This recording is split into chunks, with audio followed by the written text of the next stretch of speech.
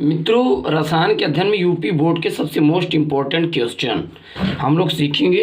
वास्तविक विलयन यानी रियल सोल्यूशन और कोलाइडी विलयन निलंबन, ये है क्या। ये वीडियो आपके लिए बड़ा ही खास होने वाला है। सबसे पहले मित्रों हम लोग शुरुआत करते हैं रियल सोल्यूशन वास्तविक विलयन के बारे में। जिस विलयन में विलेय के कणों का व्यास 10 एंगस्ट्रॉम से कम होता है उसे वास्तविक विलयन कहते हैं। मित्रों, आप देखते होंगे जैसे चीनी और नमक को अगर जल में घोल दिया जाए तो जो विलयन तैयार होता है उसे हम लोग वास्तविक विलयन कहते हैं।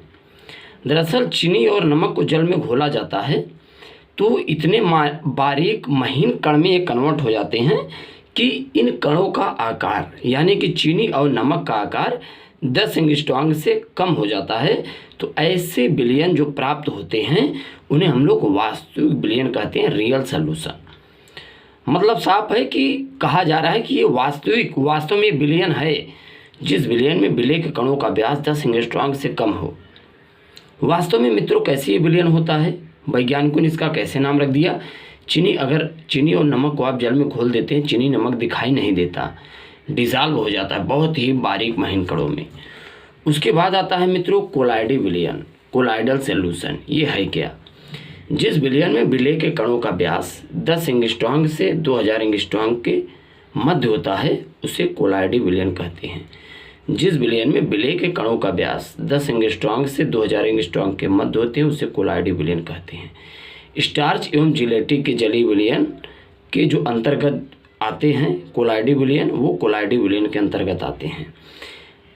जिस विलयन में विलेय के कणों का व्यास, जैसे मित्रों आप स्टार्च और जिलेटिन को जल में घोल दिए तो आप इनके जो कणों का आकार देखेंगे वो 10 एंगस्ट्रॉम से अधिक और 2000 एंगस्ट्रॉम से कम होगा।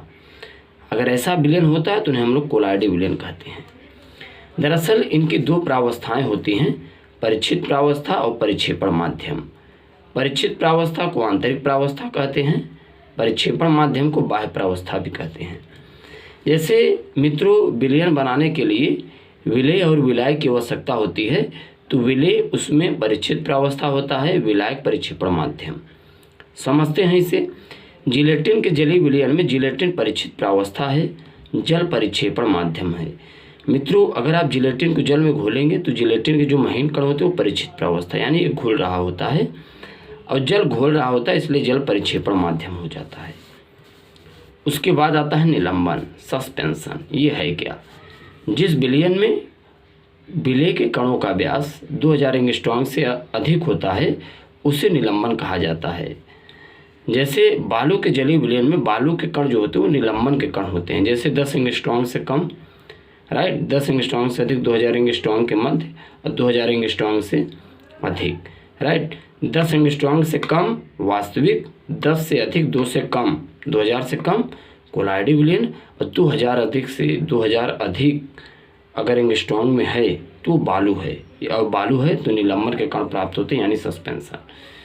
तो इस प्रकार से मित्रों हम लोग सीख पाएँ बहुत ही इंपॉर्टेंट क्वेश्चन जो कि हर साल यूपी बोर्ड परीक्षाओं पूछे जाते हैं। और यदि आप चैनल पर नए हैं तो मित्रों चैनल सब्सक्राइब कीजिएगा। धन्यवाद।